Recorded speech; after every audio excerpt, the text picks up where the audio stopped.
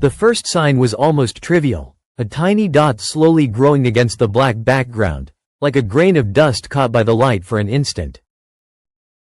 No spectacular flare, no obvious tail, no immediate alarm. And yet, when astronomers began to compare its positions night after night, they realized that the dot was not simply orbiting the Sun like objects born here do. It was crossing the solar system with an energy and an inclination that betrayed a more distant origin, an ancient launch that had taken place around another star.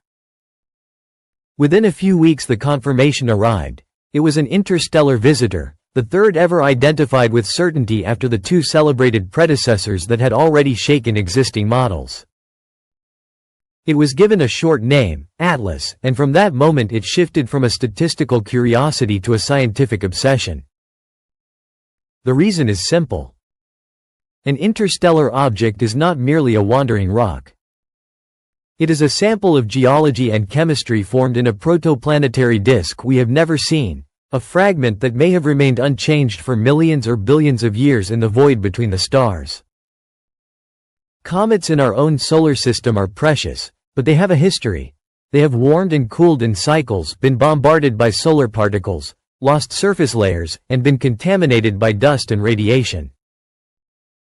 Atlas, instead, arrived like a messenger that had traveled in almost absolute isolation. And the very first measurements already suggested that it was no ordinary messenger. The most sensitive instruments revealed a coma with an unusual geometry, almost teardrop-shaped, and a long, fragile tail, as if the released dust were made of extremely fine, weakly bound grains, ready to disperse. This alone would not have been enough. The real strangeness emerged when the focus shifted from photography to spectroscopy, that is, when the object's light was broken down into its colors to read the chemical fingerprint of gases and dust. Comets, even when they come from different regions, tend to display a recognizable signature: water, carbon monoxide, carbon dioxide, small organic molecules, and a mineral component reflecting the system's primordial materials. Atlas, however, showed a different balance. The ratio between carbon dioxide and water turned out to be surprisingly high, to the point that some groups spoke of values around 8:1. If confirmed, this would have meant that the nucleus was releasing far more carbon dioxide than we would expect from a typical comet observed near the Sun, as if its reservoir of ices had been assembled under thermal and chemical conditions far removed from our own. At that point the astronomical community did what it does best: it multiplied hypotheses. A body born in the frozen outskirts of an alien system, where carbon dioxide can freeze abundantly. A fragment expelled from a forming planet, rich in trapped volatile compounds. A remnant of catastrophic collisions, a piece of crust or mantle torn from a world that no longer exists. Or, in the most cautious version, an object not so different, but subjected to a physical process we had never clearly observed before. A porous matrix that retains certain ices and releases others at different temperatures, altering molecular ratios like a natural laboratory. Then came the moment that made everything more tense, almost personal. Atlas, following its hyperbolic trajectory, approached Mars closely enough to offer an extremely rare opportunity: simultaneous observations from Earth and from a nearby planet, using instruments that could sample the coma and tail from much shorter distances than any Earth-based telescope. In astronomy, distance is often the boundary between hypothesis and measurement. And when that boundary thins, data stop being blurred and begin to speak with a clearer voice.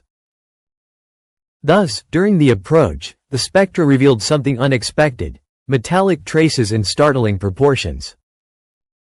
In comets of our solar system, iron and nickel tend to appear together, because under the conditions in which metallic grains condense in the primordial disk, the two elements often bind within the same minerals or alloys. It is not an absolute rule, but it is a robust trend, supported by thousands of observations and by meteoritic samples. Atlas, instead, seemed to tell a different story, with signals compatible with almost pure nickel and an unusually weak or absent iron component.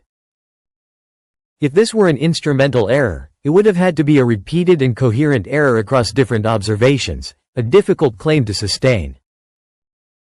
If it were a surface effect, it would still require a mechanism capable of chemically separating two elements that, in our models, often travel together. And while Mars slid beneath the orbits of satellites and the great terrestrial telescopes accumulated photons, the question became inevitable: what was really crossing the solar system? That anomaly, nickel without iron, is the kind of detail that forces science to slow down and breathe. Because it is not just a curiosity. It is a blow to our intuition about how solid bodies form, how metals are distributed, how heat and gravity separate matter. In rocky worlds, iron is one of the main actors. It dominates cores, influences density, and participates in the chemistry of the earliest dust. Nickel often accompanies it like a shadow, because their chemical affinities led them to follow similar paths during condensation and during the internal differentiation of a planet. Seeing nickel appear alone is like finding a sentence in an unknown language, made up of words you thought you knew. There are natural scenarios that could produce a similar signature, and some are more unsettling than they appear. One involves the destruction of an exoplanet. If a rocky world underwent extreme differentiation, with a metallic core rich in iron and nickel and a mantle poorer in metals, a giant collision or the tidal action of a nearby star could shatter it.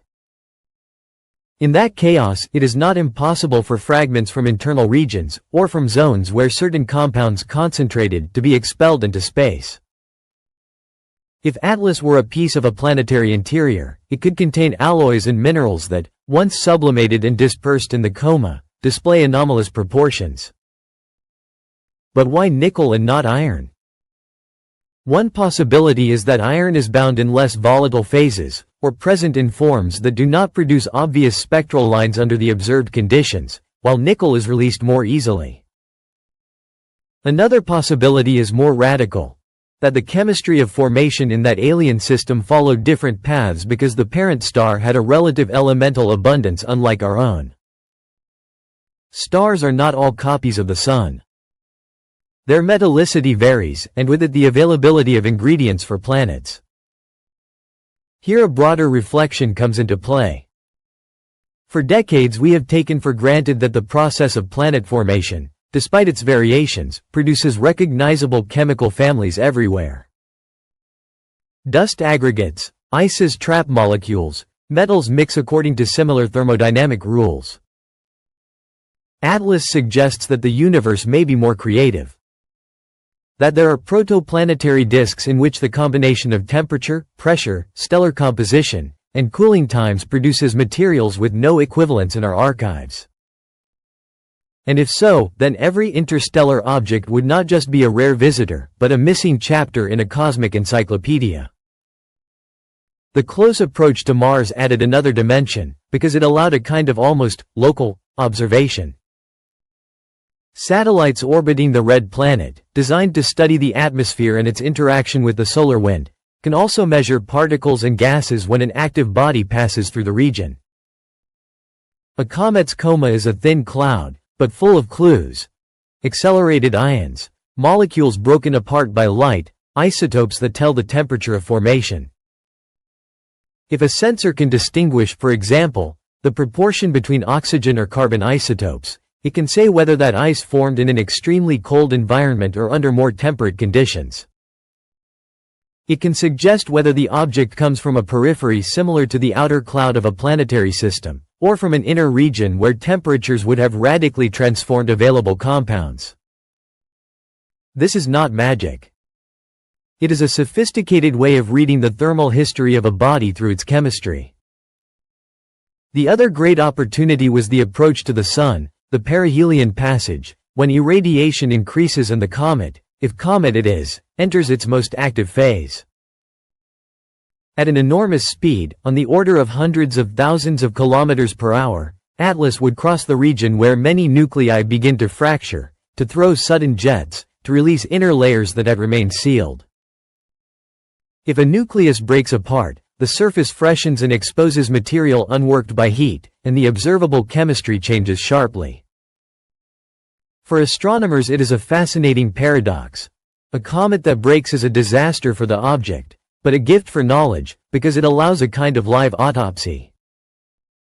Each fragment becomes a window into internal stratification, and the distribution of dust and gas can reveal whether the nucleus was homogeneous or contained inclusions, veins, alternating layers of different ices.